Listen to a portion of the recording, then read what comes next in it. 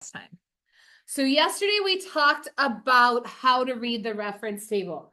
This is how they've organized sedimentary rocks into this reference table to help you identify them. Couple things I'm not sure I pointed out. The first is each half of the box is labeled. So the top half of this chart is labeled inorganic land-derived sedimentary rocks. So hopefully you remember that inorganic. What does that mean? Not organic. Not organic, which means no, that's naturally occurring. Not, what does inorganic mean besides not organic? Is it like chemicals and stuff? Not alive. So inorganic, none of these rocks, and again, I know you can't see mine up here, so hopefully you have your own page 7 open. In fact, let me just go ahead and put my own page 7 here. Why don't we call it like something? It was like last year we called it something. Abiotic and Yeah, because this is earth science, dude. We don't use those weird words. It's like I don't know. I have no answers. This is just what the earth science, New York State earth science people tell me you have to learn. So inorganic land derived, these rocks, so conglomerate, breccia, sandstone, siltstone, and shale, these rocks, no part of them was ever alive. They're also land derived, which means they come from land, not water. So all of these rocks, you know, are inorganic and came from land. These ones are a little different. It says chemically and or organically formed sedimentary rocks. So they either came from a chemical reaction, those are the chemical ones, or from organic means, so things that were alive. They tell you which one's which over here in the comments, and I know I briefly mentioned this yesterday. So these three here, they are definitely chemical ones. These ones, it says precipitate of biological origin or cemented shell fragments. Obviously, that's from something that was alive. This one as well, compacted plant remains. That one is an organic example of a sedimentary rock. So those titles are there. Then we talked about yesterday the way that these are then, if I hand you a rock, the first thing you're going to do is decide its texture. I hate the way they describe texture because I know in real life, if you picked up a rock and somebody asked you to tell you its texture, you would touch it. And you would tell me it feels rough. This one's very rough. Or you'd pick up this one and you'd be like, it's very smooth with sharp edges. That's what you guys would normally do to describe texture, right? Like that makes way more sense because earth science doesn't always make sense. In this case, just like with the igneous rock, texture describes more how it looks. So clastic, if you recall from yesterday, it gives you that hint, fragmental. It's made up of fragments of other rocks. So I have one up here and I can pass this around. I'm not sure if you can see quite from where you are. Does that get better or worse? I don't know if it's better or worse, but I don't know if you can see, but can anybody tell what those dark pieces are? Rocks. They are literally other rocks. I can pass this one around. This one is made of literally broken pieces of all different size rocks. There's biggish ones, teeny tiny ones. That's made of a mixture of different rocks. This one, I don't think you can tell by looking at this one, but when you feel this one, you can tell that it feels almost like sandpaper. This is made of just sand that gets compacted and cemented together. What is sand? Where does sand? Yeah, it's broken rocks. I can truly take a rock and do that. What did I just make on there? Because that, never mind. I scratched my desk. No, okay, that didn't happen. That has never happened before. I apparently don't use, darn it. Can we try a different rock? Here's a rock. That's embarrassing. There, what did I make there on that one? I made sediments. I've made pieces of sand or silt or clay, depending on their size. So these ones, again, the clastic rocks are made of sediments of broken pieces of rocks. I think I'm getting distracted. Since we already did that whole front page, let's go to page 25. I don't think I'm staying very focused. It's usually the other way around, so that's okay. All right, so sedimentary rocks. We need to go into detail more, I think, about what clastic, crystalline, and bioclastic mean, since they are truly the first thing I need you looking at. So the first thing I need for each group is how they're classified. We learned the vocab word classification at the beginning of the school year. Do you guys remember what classification is? Isn't it using your five? That's making an observation. You'll use your observations to make, or you'll use your five senses to make an observation. When they're put into different groups. Put into different groups or categorized. In fact, we're going to, so the plastic, crystalline, and bioclastic is one way they've been classified. They've put all the ones made out of fragments up top, all the ones made out of crystals in the middle, and all the ones made out of living organisms at the bottom. But then now I'm asking, well, how are the clastic rocks grouped or classified? How are the crystalline ones grouped, and how are the bioclastic grouped? So we're going to take a look at just the clastic. We're ignoring literally everything else on the reference table for right now. How are these organized? Take a look. If I handed you a rock, how would you be able to determine which group of clastic rocks it went in? What is a property that's used? So you guys can answer this. This is not, I'm not trying to like lead you on. Look at the reference table and tell me what makes a rock go in the conglomerate group or the breccia group or the sandstone, the siltstone, or the shale group.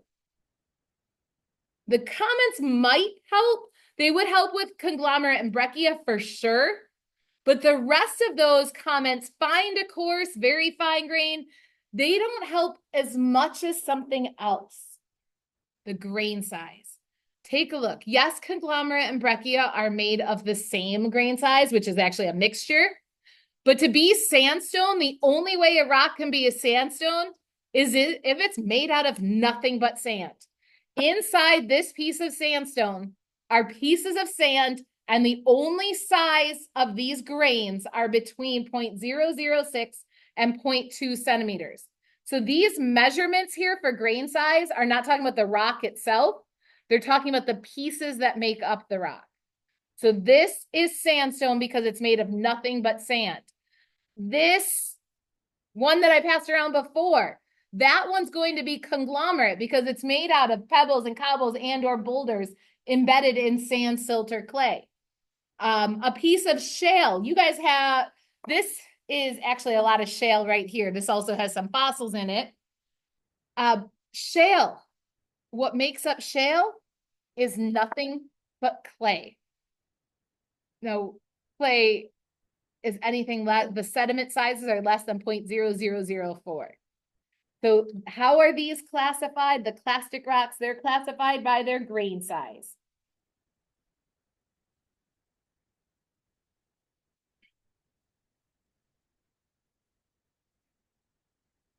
Now do the same thing. Take a look at just the crystalline rocks. So I only care about the crystalline for right now. So just this section, and I am including this limestone because limestone could be crystalline or bioclastic. How are these ones categorized? Is this also their grain size? Why not? How do I know it's not their grain size? Yeah, they're all very similar. These three have the exact same grain size. And this one says it's microscopic to very coarse. Microscopic, I think you realize, means teeny, teeny, tiny. You have to use a microscope to see. Do you remember what very coarse means from the igneous rocks? No, that's glassy. Very coarse is when the crystals are 10 millimeters or larger. So 10 millimeters, if you remember, is about the size of my pinky. So this one can be literally so tiny you can't see it to fatter than my finger. So these are literally any grain size is basically what this is saying. So grain size isn't it this time. Yeah, so this time it's gonna be the So like, what's the grain? Like, everything put together or like the whole rock? yeah, so okay, good question. And I always wonder if people get that. Where'd that white one go that I was passing around? So the grain size for these rocks is not the whole rock itself. It's the individual pieces that get glued together inside this rock. So this rock has these big pieces, but then it's also got this white material, which is, again, when you break it up, it's just this white fine powder. So that's a whole bunch of silt that makes up this rock. So the grain size is the size of the pieces that got glued together. What do you need to know is if you see these big pieces, you automatically know it's one of these top two because it's got pebbles and boulders and cobbles in it. This one is harder to see because you can't really measure each individual piece. In this case, when you touch this one, it's going to feel a lot like sand, sandpaper, or a nail file. And then you know that that's automatically going to be sand. Okay. It's out. Okay, thank you for asking. All right, so in this case, what were these ones classified, the crystalline ones? Just composition. If you got this rock, you would realize that this rock was made of nothing but halite. So that makes it rock salt. If you got one that was made of nothing but gypsum, it'd be rock gypsum. So the crystalline are classified by their composition. So officially, this is not anything you have to memorize. You just have to be able to figure what we're doing right now from the reference table. So look to see how they're put into groups. So the last two are bioclastic, limestone and bituminous coal. How is that one? Composition again. Grain size doesn't matter because they're the same. These ones are put into groups based on what they're made out of.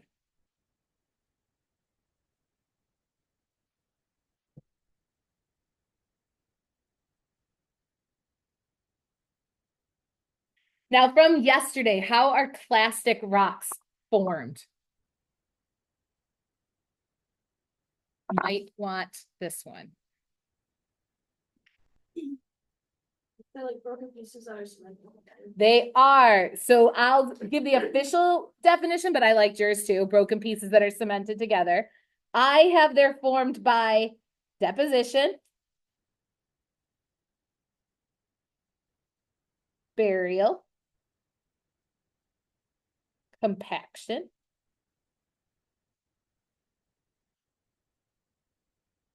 and cementation of sediments. Where did I get all these words? These words are straight off of the rock cycle. Find sedimentary rocks, read it backwards. And these ones are, again, if you have room to add, the fragments or fragmental. So I do really think that having that little word in parentheses, fragmental, is a huge hint to you of what kind these are. These are the ones made of fragments of other rocks. Now the crystalline, they don't give you a hint other than the word crystal is in the word. Now, this one I do think is weird. So I did a poor job of explaining crystalline rocks yesterday. I found a video that does a slightly better job than I did. Let me see if I can find that video, or did I close it out? I think I closed it out. Yep, give me a second.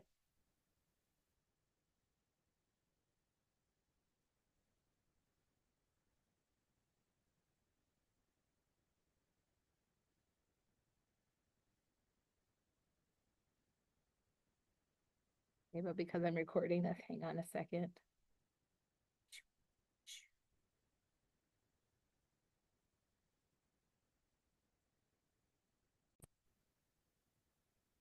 All right, so I think this will do a slightly better job. It's still, let me just reiterate, or maybe I'm not reiterating, I'm just telling you that you really don't need to know what the terms precipitate and evaporate mean.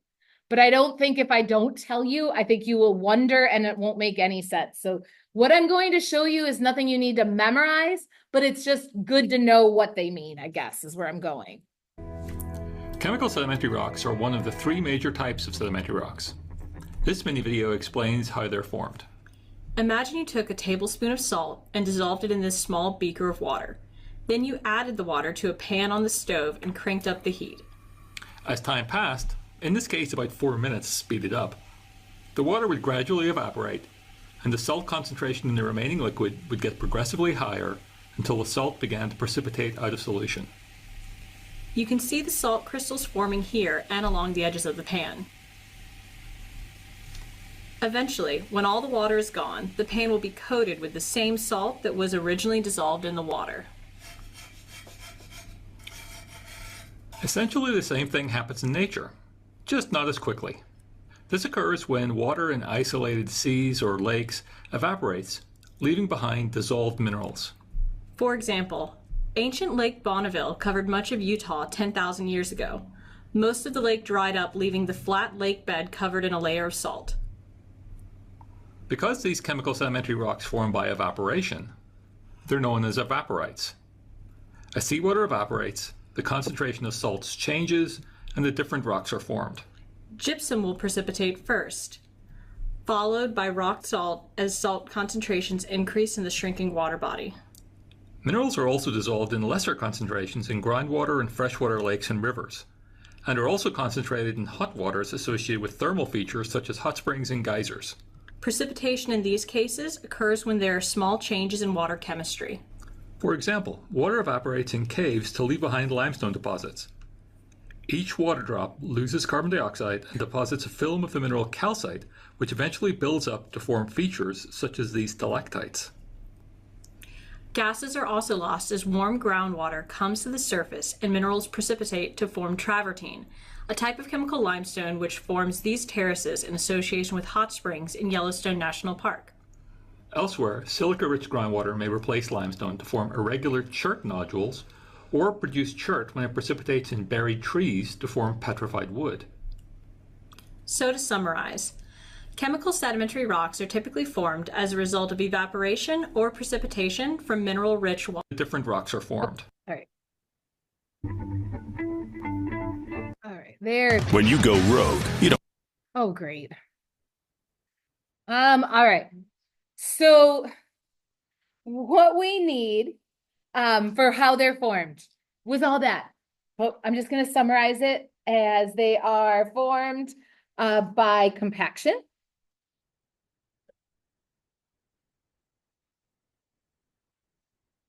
And cementation.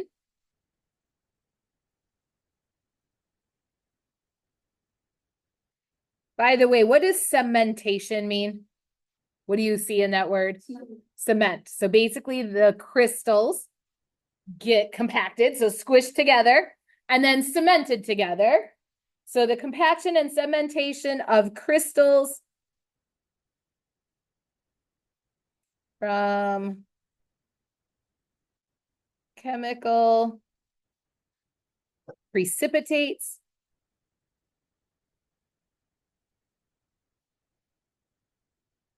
and evaporates. So I know that sounds like really fancy. That video kind of went through what it means. Just means those crystals come from either when the seawater evaporates and leaves behind the salt and the gypsum, or in the form of limestone there. When the water drips through the rocks, it picks up some carbon dioxide, then it leaves it behind when it drips and evaporates, and you're left with limestone. Again, do you need to understand that? No, just know that that's where they come from. Over on this side, bioclastic. They can come from two different ways. One is going to be cemented shell fragments.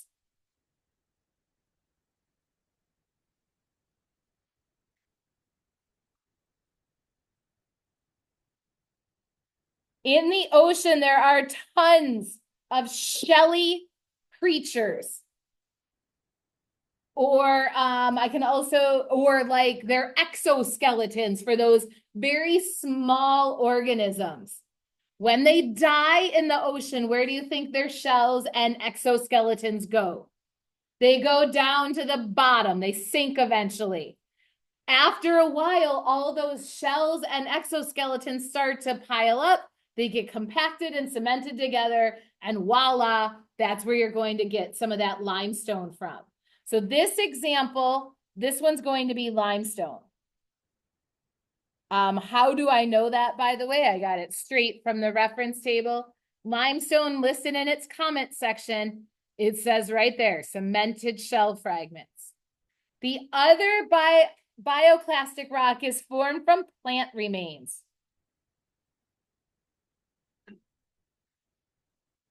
And this is going to be the bituminous, the word is really hard for me, sorry.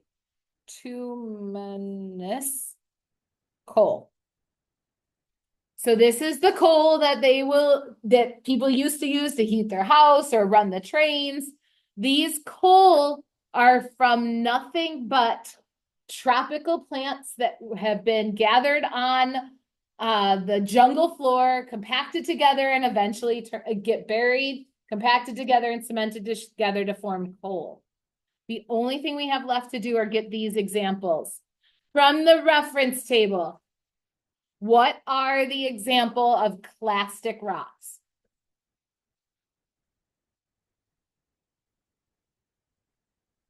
Again, you should all be able to answer this. Yep. Conglomerate. I hear that word was on your mem beam. Probably. Wait, what does it mean? Conglomerate. On Membeam, I'm guessing they use the social studies definition.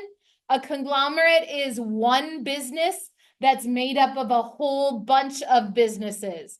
Like General Mills or things like that. They have a bunch of other like little labels underneath them.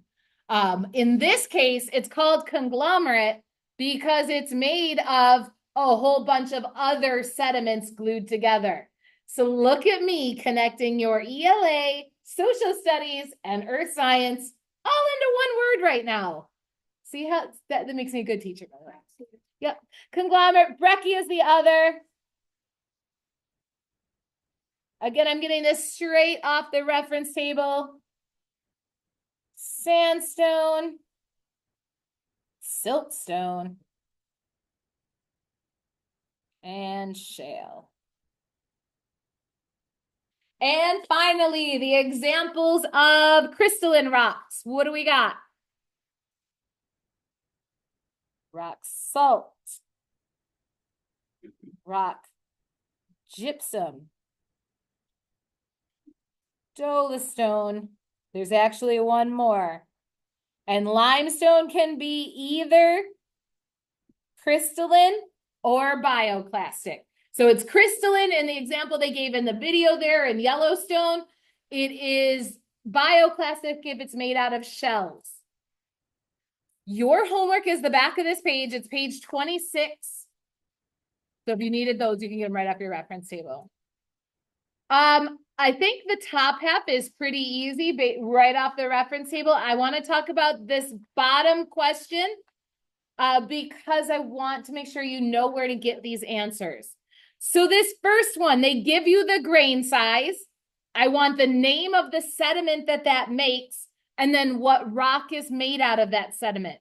The first one is fairly easy that I did for you, 0.00001.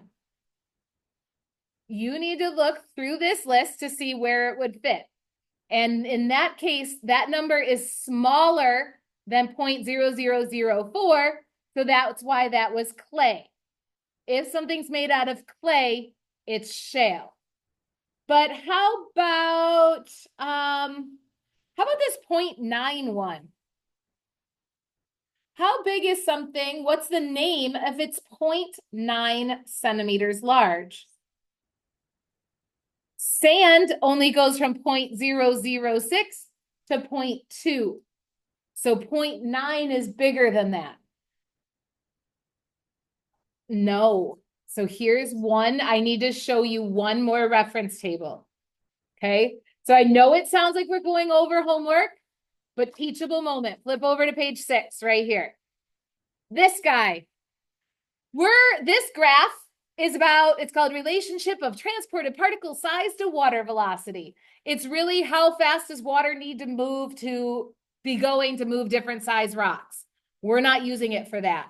We're using it for the list of different size sediments.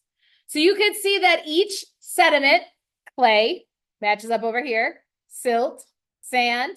Then here's the pebbles, cobbles, and boulders. They didn't tell you how big a pebble, a cobble, or a boulder is over here, but they tell you over here. So notice how each word has a top mark and a bottom mark. They give you that bottom line for a pebble. The smallest pebble is 0.2 centimeters. The biggest pebble, because this dotted line, it marks up the top of pebbles, is 6.4. So that 0.9 fits in between there somewhere. So that 0.9 is a pebble. Is it that from the 0.5 too? I'm going to refer you back to your reference table. Does 0.5 fit in between? Yeah, so 0.5 fits in between the 0.2 and the 6.4 again. But just because it's a pebble, which rock could it be? There's 2 different rocks made out of pebbles. Why is it conglomerate? Because the direction or the question said in parentheses round. So if it's rounded fragments, it's conglomerate.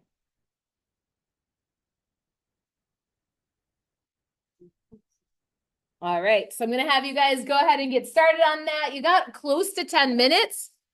So you can get a good head start on your homework. Your homework is to finish page 26.